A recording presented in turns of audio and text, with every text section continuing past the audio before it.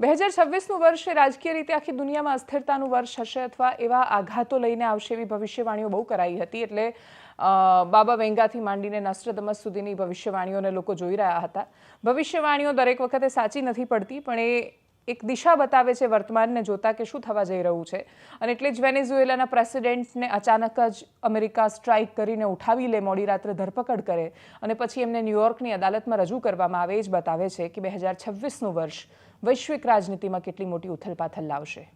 આ બહુ જ મોટું બેલેન્સ બગાડનારો નિર્ણય પણ વિશ્વની રાજનીતિમાં હોઈ શકે છે.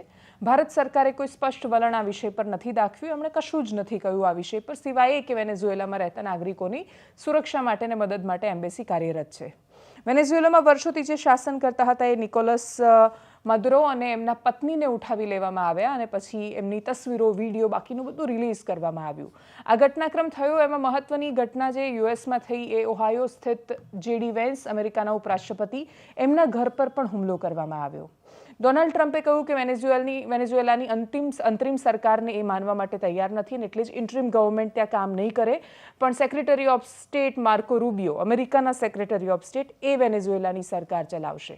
વેનેઝુએલામાં અને જે વેનેઝુએલાના નાગરિકો અમેરિકામાં રહે છે એ લોકો ડોનાલ્ડ ટ્રમ્પના નિર્ણયની ખાસી સરાહના કરી રહ્યા છે. પણ આ એક એવો દેશ છે કે જેની પાસે અઢળક સોનું છે, જેની પાસે અખૂટ ભંડાર છે તેલના. અને એટલે જ જ્યાં તેલ છે ને જ્યાં સોનું છે ત્યાં અમેરિકાના રાષ્ટ્રપતિઓની અને અમેરિકાની સરકારની વર્ષોથી નજર રહી છે. અને એટલે જ તાનાશાહીના નામ પર વર્ષોથી કોઈ પણ દેશના નેતાને મારી નાખવાનો, એના પછી કોઈ એક તાલિબાન જેવી સંસ્થાઓનું નિર્માણ કરવાનું, પછી એ જ તાલિબાન સામે પડે ત્યારે એને ટેરરિસ્ટ ઓર્ગેનાઇઝેશન કહેવાનું, અને પછી પહેલાં એમને લાવવાના, પછી એમને પાડવાના. આ વર્ષોથી અમેરિકા અને અમેરિકાની સરકારના ખેલ રહ્યા છે. દરેક વખતે આંચળો ઓઢીને વાત કરતા હતા, અલગ અલગ ઢાલ બનાવતા હતા. ડોનાલ્ડ ટ્રમ્પે એટલીસ્ટ એ પ્રામાણિકતા ખાસા સમયથી દાખવી હતી કે સ્પષ્ટ કહી રહ્યા હતા કે વેનેઝુએલામાં એટલે જવા માંગે છે કેમ કે ત્યાં મબલક સોનું છે અને ત્યાં અઢળક માત્રામાં તેલ છે.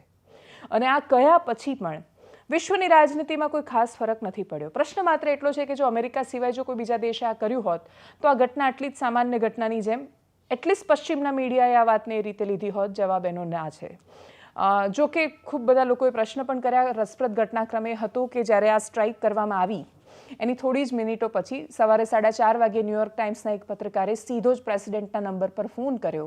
અને મહત્વની વાત એનો ફોન કરવો નહોતો, મહત્વની વાત એ હતી કે પ્રેસિડેન્ટે ફોન ઉપાડીને જવાબ પણ આપ્યો, 1-2 પ્રશ્નના જવાબ પણ આપ્યા અને પછી એવું કહ્યું પણ ખરું કે પત્રકાર પરિષદમાં બાકીની વાતોના જવાબ મળશે.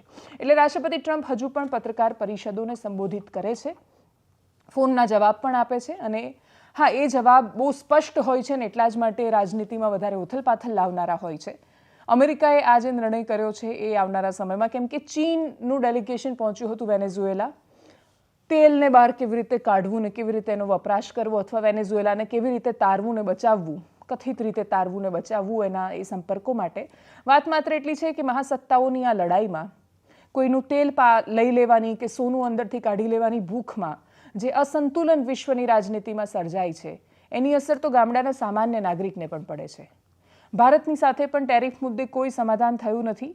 ભારતને પણ ટેરિફ મામલે દર થોડા દિવસે ધમકી આપતા રાષ્ટ્રપતિ ટ્રમ્પને જ્યારે કોલંબિયાના પ્રેસિડેન્ટ માટે સવાલ પૂછાયો તો એમણે ગુસ્તાવો પેટ્રોને પણ સીધી કોલંબિયાના પ્રેસિડેન્ટે પણ ધમકી આપી દીધી અને એમણે એવું કહ્યું કે ડ્રગ કાર્ટેલને રોકો, બાકી અમે આ કરીશું. ન્યૂયોર્કની અદાલતમાં રજૂ કરવામાં આવેલા વેનેઝુએલાના રાષ્ટ્રપતિ પર આરોપ એ છે કે એમણે સિસ્ટમેટિકલી એક ડ્રગ કાર્ટેલને વિકસાવી, વેનેઝુએલાના વિઝા અને પરમિટ એમને આપી અને પછી એમણે અમેરિકામાં એ કોકેન ઘુસાડવા માટેનું આખું ષડયંત્ર વર્ષોથી ઊભું કર્યું. આ આરોપ નવા નથી જે એમના પર લાગ્યા છે.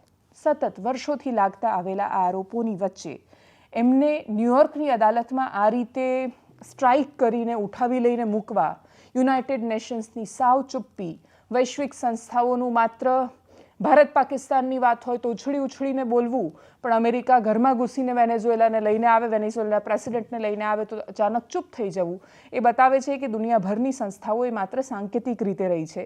બાકી જેની પાસે સત્તા, જિસકી લાઠી ઉસકી ભેંસ, એ હિસાબથી દુનિયા ચાલી રહી છે. વેનેઝુએલાનું પતન એ વિશ્વની રાજનીતિનો બહુ જ મોટો ઇતિહાસ છે. વેનેઝુએલાના પતનની રાજનીતિ, એક અતિશય સમૃદ્ધ અને સુંદર દેશનું આ રીતે બરબાદ થઈ જવું, એ પણ રાજનૈતિક ઘટનાક્રમની બહુ જ મોટી એવી કહાની છે કે જે કદાચ બતાવે છે કે જો તમારે દેશને બરબાદ થતાં રોકવો હોય તો શું ન કરવું જોઈએ.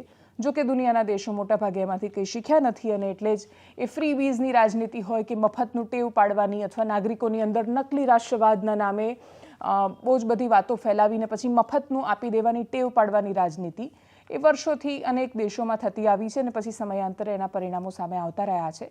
એનાલિસિસમાં અત્યારે બસ આટલું. જો આપ અમને યુટ્યુબ પર જોઈ રહ્યા છો તો સબસ્ક્રાઇબ કરો, ફેસબુક પર જોઈ રહ્યા છો તો ફોલો કરો, વિડીયોને શેર કરો. નમસ્કાર.